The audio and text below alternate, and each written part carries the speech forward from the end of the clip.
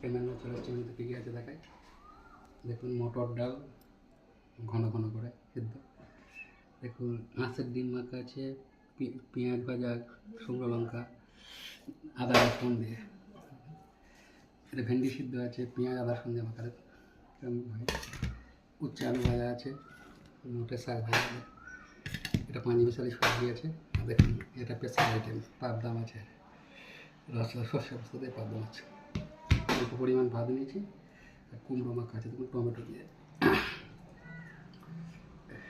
চলুন খাওয়া শুরু করি। প্রথমেই ডাল দিয়ে খাই। ডাল আর শাক দিয়ে প্রথম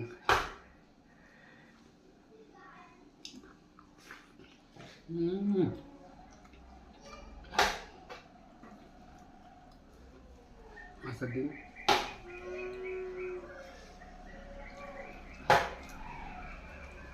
দাম লাউ টমেটো মাখা ব্যাপক লাগছে। তোমরা কমেন্টে জানাবেন কেমন খেতে লাগে।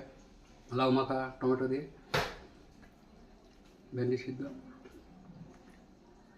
এই ফার্স্ট টাইম খাচ্ছি পেঁয়াজ আদা রসুন দিয়ে ভেন্ডি মাখা। উচ্ছে আলু ভাজা একটু খেয়ে দেখি।